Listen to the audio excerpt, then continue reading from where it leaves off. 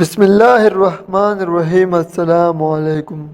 اللہ تعالیٰ نے سب سے پہلے عورت کی شرمگاہ کو کب اور کیوں پیدا فرمایا، اور کون کون سے جسم کے حصے اللہ نے انسان کو بطور امانت عطا فرمائے ہیں۔ حضرت حوا علیہ السلام کو ہوا کیوں کہا جاتا ہے، اور اللہ تعالیٰ نے عورت کو کب اور کیوں پیدا فرمایا۔ حضرت حوا علیہ السلام کو تمام انسانوں کی ماں کیوں کہا جاتا ہے۔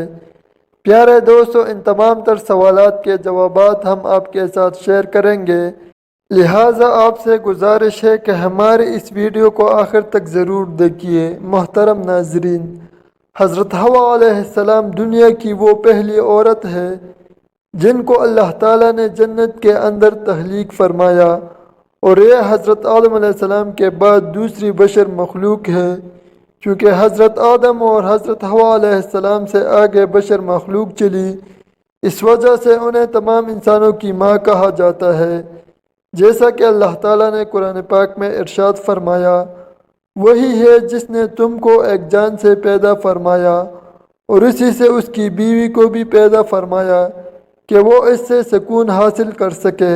محترم ناظرین، اس آیات کے ترجمے سے پتہ چلتا ہے کہ اللہ تعالیٰ نے عورت جیسی حسین مخلوق کو آدم اور ان کے بیٹوں کی تسکین کے لیے پیدا فرمایا ہے، تاکہ انسان عورت کے قرب سے سکون حاصل کر سکے۔ ایک روایت میں آتا ہے کہ حضرت آدم علیہ السلام جنت میں کچھ اکیلا پن محسوس کرتے تھے، کیونکہ جنت کے اندر آپ کی جنس سے آپ کے علاوہ کوئی اور مخلوق موجود نہ تھی۔ فرشتے موجود تھے جو کہ نوری مخلوق تھے۔ محترم ناظرین، پھر ایک دن حضرت آدم علیہ السلام سوئے ہوئے تھے، اللہ تعالیٰ نے ان کی بائی پسلی سے حوا علیہ السلام کو پیدا فرمایا۔ جب حضرت آدم علیہ السلام بیدار ہوئے اور اپنے پاس حسین و جمیل عورت کو پایا تو حضرت حوا علیہ السلام سے پوچھا، تو کون ہے اور تجھے اللہ تعالیٰ نے کس طرح اور کیوں پیدا فرمایا؟ حضرت حوا علیہ السلام نے جواب دیا کہ مجھے اللہ تعالیٰ نے آپ کی تسکین کے لیے جیسے چاہا پیدا فرما دیا۔ پھر آپ کے دل کے اندر ان کے حسن و جمال کو دیکھ کر قریب ہونے اور چھونے کی خواہش پیدا ہوئی، جس پر آپ علیہ السلام نے ان کی طرف آگے بڑھے، لیکن اللہ تعالیٰ نے آپ علیہ السلام کو منع فرما دیا اور حکم ہوا کہ پہلے اس کو نکاح کا پیغام دو اور نکاح کرو، پھر اس کے بعد قریب ہو کر ان کو چھو سکتے ہو۔ چنانچہ آپ علیہ السلام نے اللہ تعالیٰ کی بارگاہ کے اندر عرض کیا کہ یا اللہ، میں ان کے ساتھ نکاح کیسے کروں؟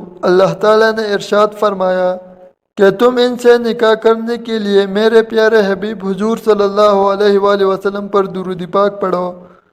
چنانچہ حضرت آدم علیہ السلام نے حضور صلی اللہ علیہ وآلہ وسلم پر درود پاک پڑھا۔ پیارے دوستو، یہ دنیا کا واحد نکاح تھا کہ جس کے اندر اللہ تعالیٰ اور اس کے فرشتوں نے شرکت فرمائی۔ جب نکاح ہوا تو حضرت آدم علیہ السلام نے حضرت حوا علیہ السلام سے کہا کہ آپ میری طرف چل کر آتی ہے یا پھر میں آپ کی طرف چل کر آؤں؟ انہوں نے کہا کہ آپ میری طرف چل کر آئے۔ یہی وجہ ہے کہ آج بھی آدم علیہ السلام کے بیٹے عورت کی طرف چل کر جاتے ہیں، اور اگر حضرت آدم علیہ السلام خود چل کر نہ جاتے تو ہمیشہ عورت مرد کے پاس چل کر آتی۔ محترم ناظرین، اسی سبب سے بعض لوگوں کا یہ کہنا ہے کہ دنیا کے تمام مردوں کے اندر ان کے باپ آدم علیہ السلام کی طرح عورت کے قریب ہونے اور اسے چھونے اور اس کے قرب سے لذت پانے کی خواہشات پیدا ہوتی ہے، اور چونکہ یہ نکاح کے بغیر حرام ہے، اسی وجہ سے انسان کو غیر محرم عورت کو دیکھنا حرام قرار دیا گیا، اور اس کے ساتھ تنہائی کو بھی اللہ تعالیٰ نے حرام قرار دیا ہے، کیونکہ یہ چیزیں انسان کی فطرت کے اندر داخل ہے۔ روایات کے اندر آتا ہے کہ اگر تمہیں کوئی یہ کہے کہ پہاڑ نے اپنی جگہ چھوڑ دی تو اس بات کو مان لو، لیکن اگر تمہیں کوئی یہ کہے کہ کسی انسان نے اپنی فطرت کو چھوڑ دیا تو کبھی یقین نہ کرو، کیونکہ کوئی بھی انسان اپنی فطرت سے کبھی بھی بدل نہیں سکتا۔ پیارے دوستو، امام جلال الدین سیوطی نے اپنی کتاب فن و نکاح میں اس بات کا ذکر کیا ہے کہ بے شک شرمگاہ انسان میں اللہ تعالیٰ کی امانت ہے، اور آپ نے فرمایا کہ سب سے پہلے اللہ تعالیٰ نے عورت کی شرمگاہ کو پیدا فرمایا، اور اسی طرح مرد میں، لیکن عورت کو خاص اس وجہ سے کیا گیا جب عورت کی شرمگاہ اور عورت اچھی نیک اور پرسا ہوگی تو اس کا گھر بھی اچھا اور زیادہ قائم رہے گا۔ اور حضرت عبداللہ بن عمر رضی اللہ تعالیٰ عنہ سے روایت ہے کہ انسان میں سب سے پہلے اللہ تعالیٰ نے شرمگاہ کو پیدا فرمایا اور پھر ارشاد فرمایا کہ یہ میری تیرے پاس امانت ہے، لہٰذا آپ نے شرمگاہ کا استعمال ایسی جگہ پر کبھی نہ کرنا کہ جہاں پر اس کا استعمال کرنا حرام ہو۔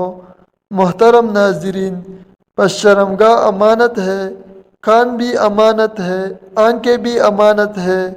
حضرت معاذ اور حضرت عبداللہ بن عمر رضی اللہ تعالیٰ عنہما سے روایت ہے کہ اللہ تعالیٰ نے سب سے پہلے انسان کی شرمگاہ کو پیدا فرمایا اور پھر جب انسان کی تخلیق مکمل ہو گئی تو ارشاد فرمایا کہ اس کو حلال جگہ پر ہی ڈالنا۔ ابن اسحاق نے روایت کو بیان فرمایا کہ جب اللہ تعالیٰ نے حضرت آدم علیہ السلام کو پیدا فرمایا پھر اس کے بعد ان کی زوجہ ہوا کو پیدا فرمایا تو اللہ تعالیٰ نے ان دونوں کی طرف ایک فرشتے کو بھیج دیا اور اس سے کہا کہ جاؤ اور حضرت آدم علیہ السلام کو ہم بستری کا طریقہ بھی سکھاؤ اور انہیں ہم بستری کرنے کا حکم دو۔ پھر جب حضرت آدم علیہ السلام نے حضرت حوا علیہ السلام سے اسی طریقے کے مطابق ہم بستری کی تو حضرت حوا علیہ السلام نے حضرت آدم علیہ السلام سے فرمایا، اے میرے شوہر آدم، یہ کام تو بہت اچھا ہے اور میرے ساتھ یہ کام اور زیادہ کرو۔ پیارے دوستو، اس روایت کے بارے میں بعض علماء کا یہ کہنا ہے کہ یہ حدیث باطل ہے۔ ناظرین، ان تمام تر روایات سے ہمیں پتہ چلتا ہے کہ اللہ تعالیٰ نے عورت کے اندر سب سے پہلے اس کی شرمگاہ کو پیدا فرمایا۔ اس کی وجہ یہ تھی کہ اس کے ذریعے سے آگے نسل انسانی بھی چلتی تھی اور اسی سبب سے اللہ تعالیٰ نے اس کو اپنی امانت قرار دیا ہے۔ ناظرین، روایت کے اندر آتا ہے کہ حضرت حوا علیہ السلام کی تخلیق کے بعد ایک دن فرشتوں نے حضرت آدم علیہ السلام سے بطور امتحان یہ سوال کیا کہ حضرت حوا علیہ السلام کا نام حوا کیوں رکھا گیا ہے؟ آپ علیہ السلام نے فرمایا کہ اللہ تعالیٰ نے ان کو زندہ انسان سے پیدا فرمایا ہے، اسی وجہ سے ان کا نام حوا علیہ السلام رکھا گیا۔ یہ بات یاد رکھے کہ ایک مقام پر حضور صلی اللہ علیہ وآلہ وسلم نے ارشاد فرمایا، اس شخص کا کوئی ایمان نہیں ہوگا جو کہ ایماندار نہ ہو، یعنی کہ امانت کی حفاظت کرنے والا نہ ہو۔ لہٰذا آپ تمام مسلمانوں پر یہ لازم ہے کہ وہ اپنی آنکھوں، کانوں اور شرمگاہوں کی حفاظت کرے اور ان کو صرف اللہ تعالیٰ کے حلال کردہ کاموں کے اندر استعمال کرے۔